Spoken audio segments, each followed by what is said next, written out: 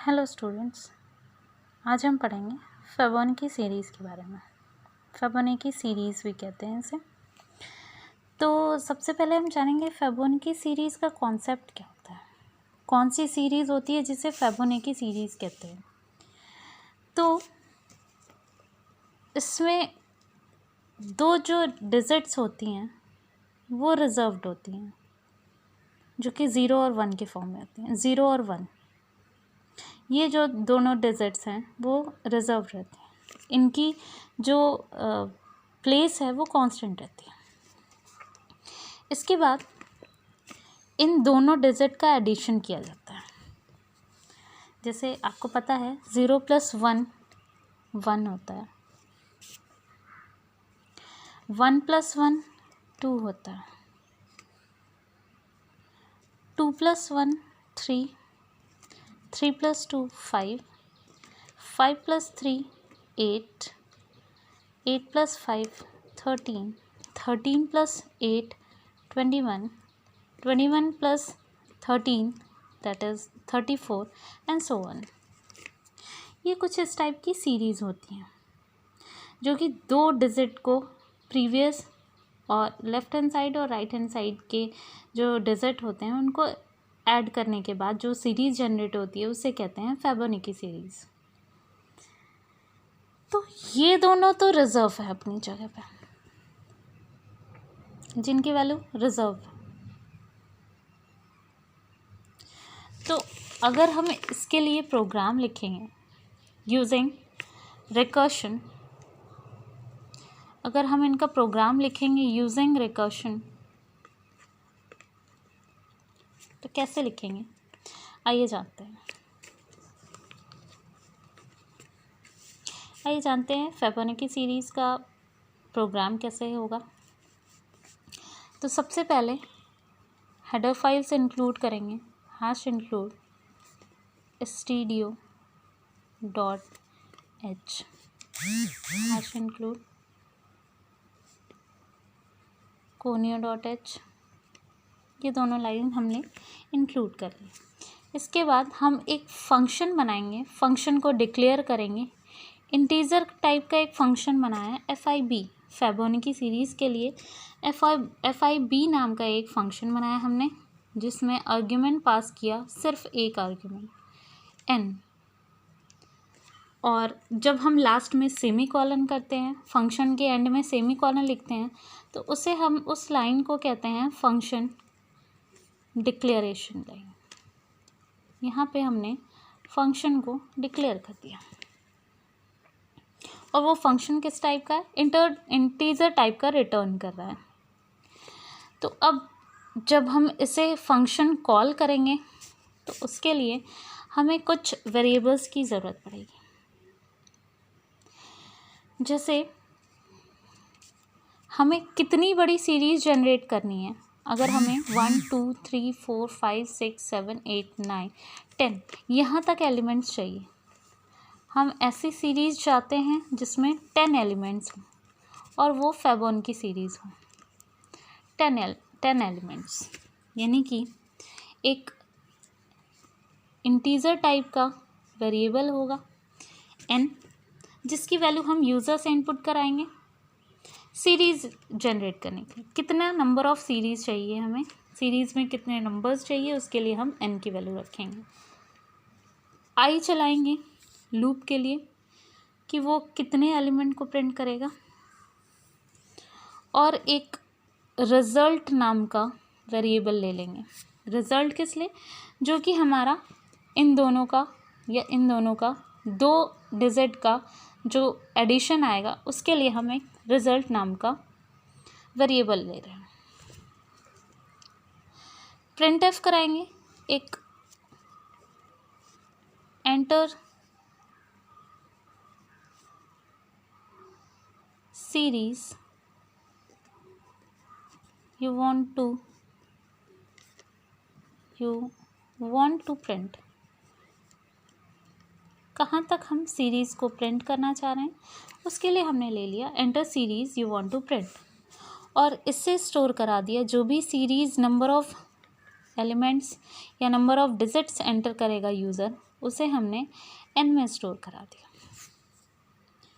इतना काम तो हमारा हो गया कि n की वैल्यू हमने स्टोर कर ली। इसके बाद हम एक लूप चलाएंगे। For i is equal to 0, i is less than n, i plus plus के लिए ये लाइन हमारे एलिमेंट्स के लिए होगी, कितने एलिमेंट्स प्रिंट कर रहे हैं।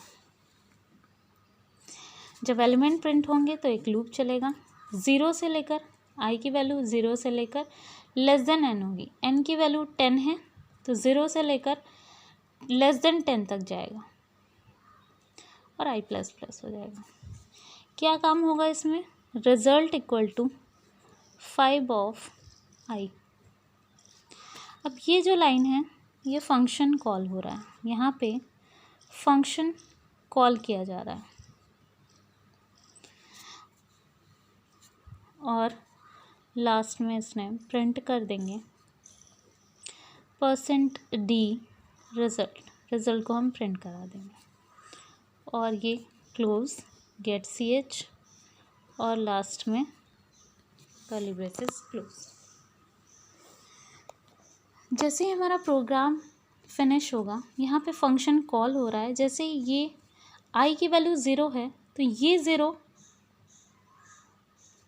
इसमें जाएगा फंक्शन कॉल के टाइम। और हम जानते हैं कि फंक्शन कॉल के टाइम जो आर्ग्यूमेंट पास किए जाते हैं, ये जो आर्ग्यूमेंट यूज़ होते हैं उन्हें कहते हैं एक्चुअल आर्ग्यूमेंट्स या एक्चुअल पैरामीटर्स। फंक्शन कॉल के टाइम जो आर्ग्यूमेंट्स यूज़ होते हैं या जो आर्ग्यूमेंट पास होते हैं उन्हें कहते हैं हम एक्चुअल आर्ग्यूमेंट्स। तो इसमें i की वैल्यू 0 आ गई। जैसे ये फंक्शन कॉल होगा, ये फंक्शन डेफिनेशन के पास चला जाएगा। फंक्शन डेफिनेशन के लिए हम एक फिर से 5 नाम का 5 ऑफ इंट n लिखेंगे, जो कि हमने आर्ग्यूमेंट पास कराया था। ये हमारा फंक्शन डेफिनेशन है।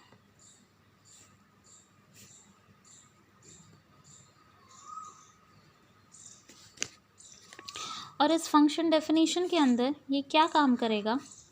अगर n की वैल्यू 0 है, n की वैल्यू अगर 0 है तो ये रिटर्न कर देगा 0। एल्स इफ n की वैल्यू 1 है तो ये रिटर्न कर देगा 1। और अगर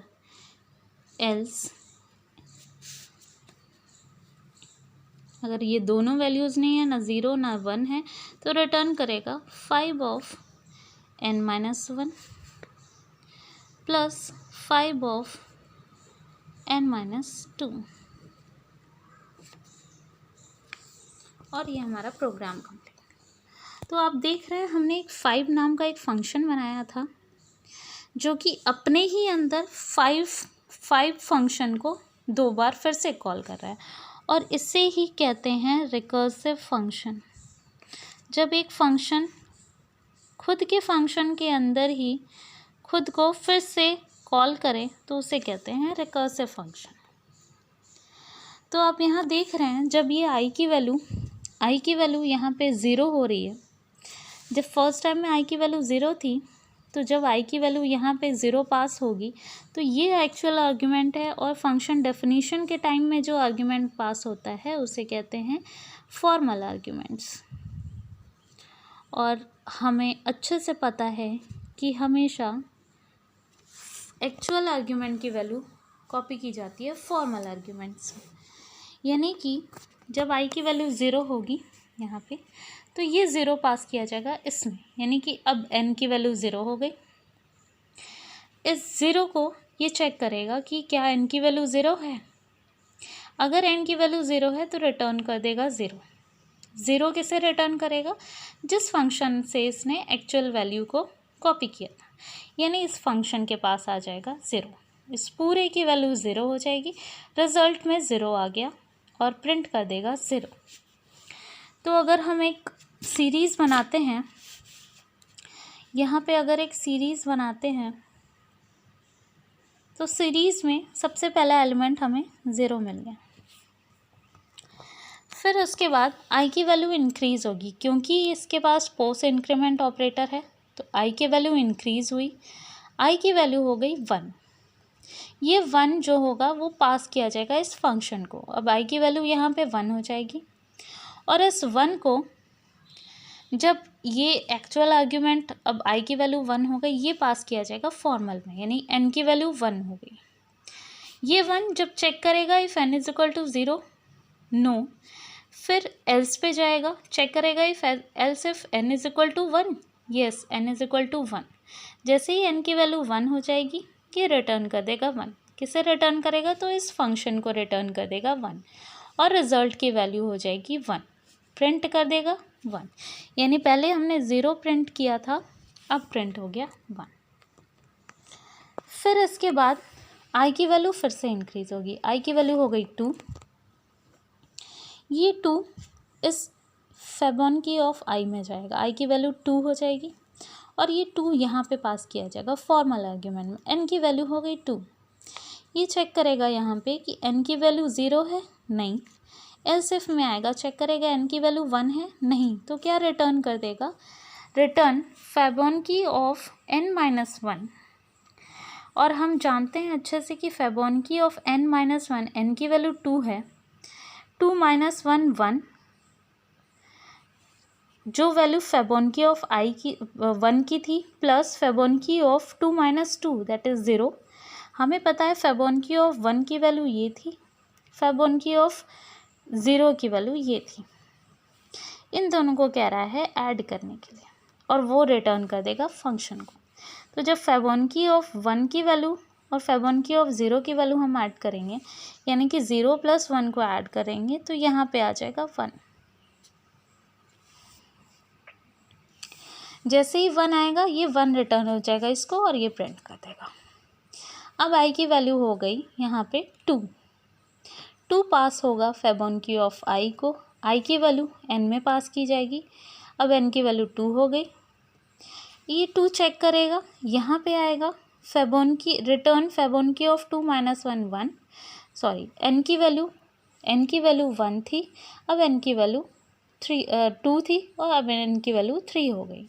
3 पास होगा, 3 की वैल्यू यहाँ पे पास होगी, एन की वैल्यू 3 हो गई। तो रिटर्न कर देगा Fibonacci of n minus 1 that is 3 minus 1 2, Fibonacci of 2 plus 3 minus 2 1। Fibonacci of 2 की वैल्यू है ये और फेबोनाची ऑफ 1 की वैल्यू है ये। इन दोनों को ऐड करने के लिए बोल रहा है।